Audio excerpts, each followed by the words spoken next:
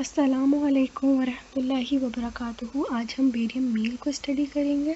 Barium meal के अंदर हम बेरियम मील करने का फ्लोरोस्कोपी करने का प्रोसीजर देखेंगे, देन उसकी इंडिकेशंस, उसकी कॉन्ट्रा इंडिकेशंस, पेशेंट प्रिपरेशन क्या करनी है, different type of views study करेंगे, डिफरेंट पैथोलॉजीज़ को हम एक्सरे के थ्रू देखेंगे, जिसमें हम अल्सर देखेंगे, पॉलिप्स, डायवर्टिक्यूला, स्ट्रक्चर फॉर्मेशन देखेंगे, neoplasm and infantile hypertrophic pyloric stenosis. तो स्टार्ट करते हैं। बिस्मिल्लाहिर्रहमानिर्रहीम। रब्बिश्रह ली सदरी वयस्सिर ली अमरी वहलुल उक़दतम मिन लिसानी यफ़क़हू क़ौली। एक मैं आयत शेयर करना चाहूँगी। सूरत बकरा में आयत 186 में अल्लाह ताला फरमाते हैं, वइज़ा सअलका इबादी अन्नी फ़इन्नी क़रीब।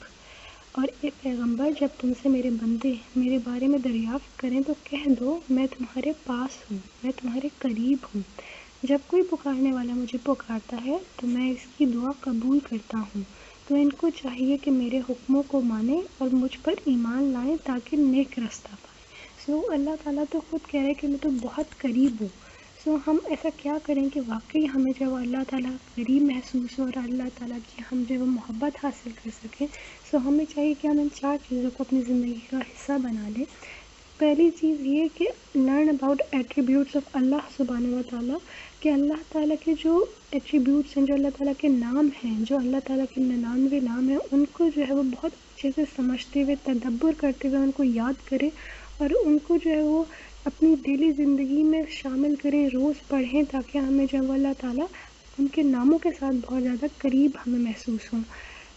दूसरा जो है वो है complete obligations followed by voluntary deeds, कि अपने फ़राइज़ को पहले तो बहुत अच्छे से अदा करें, बहुत फोकस्ड होके, और फिर नेक काम करने के लिए तलाश करें नेक कामों को।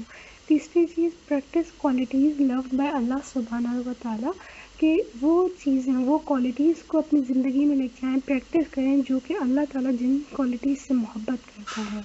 नंबर 4 चीज़, फ़ॉलो सीरा, कि आप सल्लल्लाहु अलैहि वसल्लम की, अपने रसूल की सीरत को फ़ॉलो करें। कुरान में भी अल्लाह ताला फरमाते हैं, if you love Allah then follow me, यानी अगर हम अल्लाह से मोहब्बत करते हैं, चाहते हैं, इफ़ यू लव अल्लाह, अल्लाह से मोहब्बत करते हैं, देन फॉलो मी, तो आप सल्लल्लाहु अलैहि वसल्लम की पैरवी करें। अल्लाह विल लव यू, तो अल्लाह भी हमसे मोहब्बत करेगा, and forgive you of your sins, और अल्लाह हमें जो बख्श देगा, हमारे गुनाह माफ़ कर देगा, and Allah is oft forgiving most merciful, और अल्लाह बहुत ज़्यादा माफ़ करने वाला एंड मर्सीफुल है। स्टार्ट करते हैं बेरियम मील को। बेरियम मील एक ऐसी टाइप है फ्लोरोस्कोपी की, जिसमें हम जो है वो फ्लोरोस्कोपी में बेरियम देते हैं एंड देन फिर उसकी जो है वो स्टडी करते हैं। फ्लोरोस्कोपी का ऐसा प्रोसीजर है जिसमें हम जो है वो बेरियम सल्फेट पेशेंट को देते हैं और फिर जो है वो डिफरेंट एक्सरे की इमेजेस लेते हैं। कॉन्टीन्यूस एक्सरे की इमेजेस लेने से, रियल टाइम इमेजेस लेने से एक वीडियो बनाते हैं, फिर उसको जो है वो स्टडी करते हैं थ्रू डिफरेंट एक्सरे। तो बेरियम मील, जैसे हमने डिफरेंट नाम दे दिए बेरियम की स्टडीज़ को, इसोफेगस और अपर जीआई ट्रैक्ट की स्टडी को हम जो है वो कहते हैं बेरियम स्वेलो, और जो स्टमक की स्टडी होती है, स्टमक और जो कुछ एक्सटेंट पे फर्स्ट पार्ट ऑफ ड्यूडेनम की स्टडी होती है, उसको हम कहते हैं बेरियम मील। बेरियम मील के अंदर जो है वो बेरियम मील जब हम करते हैं तो उसमें भी 2 तरह के मेथड्स होते हैं जो कि हम इस्तेमाल करते हैं। एक होता है सिंगल कॉन्ट्रास्ट और दूसरा होता है डबल कॉन्ट्रास्ट। सिंगल कॉन्ट्रास्ट में क्या होता है कि हम सिर्फ और सिर्फ बेरियम देते हैं, और जब बेरियम देते हैं तो स्टमक हमें इस तरीके से नज़र आता है। जबकि डबल कॉन्ट्रास्ट में क्या होता है कि हम बेरियम देते हैं और बेरियम के बाद हम जो कोई एफर्वेसेंट यानी कोई गैस प्रोड्यूसिंग चीज़ जैसे इनो वगैरह दे देते हैं ताकि गैस प्रोड्यूस हो।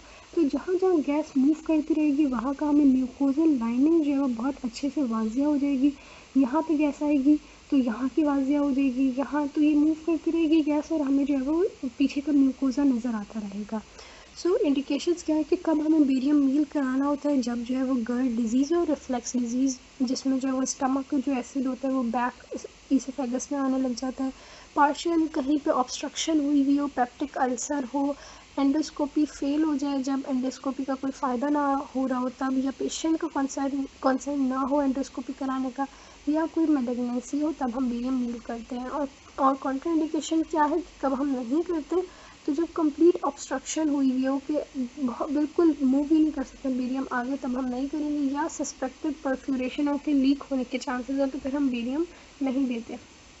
दीज आर द व्यूज़ कि किन व्यूज़ में हम जो है वो करते हैं। First view is right anterior oblique, कि हम राइट साइड पे थोड़ी सा टिल्ट हो जाएंगे, राइट एंटीरियर ऑब्लिक, फिर है लेफ़्ट पोस्टीरियर ऑब्लिक, और तीसरा है लेफ़्ट एंटीरियर ऑब्लिक। तो ये 3 व्यूज़ हैं जिसमें क्या होता है कि डिफरेंट जो हमारे स्टमक का होते हैं एनाटमी, जो डिफरेंट स्टमक के डिफरेंट पार्ट्स होते हैं वो हमें नज़र आ रहे होते हैं। अगर हम एक बार एनाटमी की बात करें स्टमक की, तो हमारे पास यहाँ पे ग्रेटर कर्वेचर होता है, इसको हम लेसर कर्वेचर कहते हैं। इधर होता है fundus, first portion of stomach, then ये बीच में बॉडी होती है स्टमक की, ये एंट्रम होता है, ये 2 स्पिंटर्स होते हैं, एक पाइलोरिक स्पिंटर और एक कार्डिक स्पिंटर। कार्डिक स्पिंटर जो है वो ईसोफेगस से कनेक्टेड होता है, जबकि जो पाइलोरिक स्पिंटर होता है वो ड्यूडेनम से कनेक्ट होता है। तो ये एनाटमी है। अब हम डिफरेंट व्यूज़ क्यों कराते हैं, ताकि स्टमक के डिफरेंट एनाटमी, डिफरेंट पार्ट्स को देख सकें। सो जो हमारे पास राइट एंटीरियर ऑब्लिक होता है व्यू, वो हम उसके अंदर एंट्रम और ग्रेट कर्वेचर को देखते हैं, यानी एंट्रम और ग्रेट कर्वेचर हमें ज़्यादा अच्छे से प्रोमिनेंट होता है। सुपाइन में हम जब एंट्रम और बॉडी को देख रहे होते हैं, लेफ़्ट एंटीरियर ऑब्लिक में हम लेसर कर्वेचर को देख रहे होते हैं, and left lateral tilt with head 45 degree tilt पे हम जो है वो फंडस को देख रहे होते हैं। और जो ड्यूडेनम है, क्योंकि इसमें हम फर्स्ट पार्ट ऑफ ड्यूडेनम को भी देख रहे होते हैं, तो कुछ इमेजेस ड्यूडेनम के लिए होती हैं। ड्यूडेनम के लूप को देखने के लिए हम जो है वो प्रोन लाइन में करते हैं एंड राइट एंटीरियर ऑब्लिक में करते हैं, ताकि जो है वो anterior wall of duodenal loop को हम जो है वो देख लें। और जो दूसरी कुछ इमेजेस होती हैं ड्यूडेनम कैप को देखने के लिए, तो वो प्रोन लाइन में होती हैं, राइट एंटीरियर ऑब्लिक में, सुपाइन में, लेफ़्ट एंटीरियर ऑब्लिक में।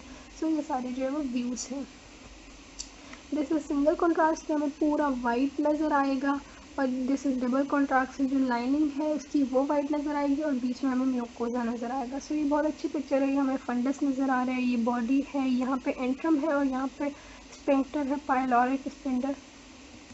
सो अगर हम पैथोलॉजीज़ की बात करें, तो first pathology is ulcer. Ulcer में क्या होता है कि इस तरीके से हमें जो है वो नज़र आ रही होती है कि बीच में जो हमें वाइट सा नज़र आ रहा होगा स्पॉट, और फिर यहाँ से जो है वो लाइंस जो है वो जा रही होंगी, रेडिएट कर रही होंगी। तो स्मूथ सा सिमेट्रिक सा जो हमें ये इस तरह काउंटर्ड फोल्ड्स नज़र आ रही होंगी, जो रेडिएट कर रही होंगी, पीछे की तरफ रेडिएट करती हुई जा रही होंगी। सो this is single contrast study, और इसमें डायग्नोसिस क्या है कि इनको अल्सर है। ये एक और अच्छी पिक्चर है अल्सर की, कि इस तरह वाइट सा हो रहा होता है, फिर इस तरह सिमेट्रिकल सी जो है वो लाइन्स जा रही होती हैं, रेडिएट कर रही होती हैं। Next is polyps. पॉलिप्स क्या होता है कि जो हमारी वो होती है स्टमक की म्यूकोजा होती है, उसके अंदर इस तरह से जो पाउचिंग हो जाती है। अगर अंदर पाउचिंग होगी तो हम उसको पॉलिप्स कहते हैं, अगर इससे बाहर पाउचिंग हुई है तो हम उसको डायवर्टिक्यूलम कहते हैं, या डायवर्टिक्यूला।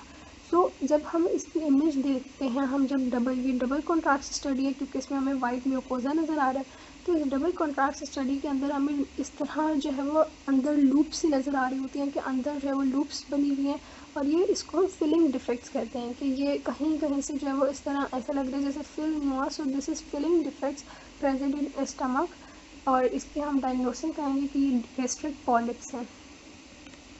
बेबी पॉलिप्स की एग्जांपल ये फंडस के ऊपर जो है वो डिफरेंट स्मॉल जो है वो पॉलिप्स हैं, जो कि इस तरीके से हमें जो न्यूमेरस छोटे छोटे से जो है वो नज़र आ रहे होते हैं। This is डायवर्टिक्यूला। डायवर्टिक्यूला क्या था कि स्टमक के बाहर कोई जो है वो ओपनिंग हो रही है, पॉलिप्स के अंदर हो रही है और डायवर्टिक्यूला के बाहर। तो ये फंडस में मोस्ट कॉमन होता है कि जो है वो बाहर डायवर्टिक्यूला बना हुआ हो। This is double contrast study के हमें इसमें म्यूकोजा भी नज़र आ रहा है, एंड जो है ये हमें डायवर्टिक्यूला भी नज़र आ रहा है। नेक्स्ट इज पार्शियल ऑब्स्ट्रक्शन, कि यहाँ पे जो है वो पार्शियली ऑब्स्ट्रक्शन हो गई है। This is single contrast study. Next is neoplasm. ये भी जो है वो सिंगल कॉन्ट्रास्ट स्टडी, और इसमें क्या हो रहा है कि जो ड्यूडेनम है उससे ड्यूडेनम थोड़ा सा हमें डायलेटेड सा नज़र आ रहा है, और इससे पहले हमें ऐसा लग रहा है कि कोई मैस है यहाँ पे जो कि ओवरलाइन हुआ हुआ है, आगे आया हुआ है। So this is neoplasm.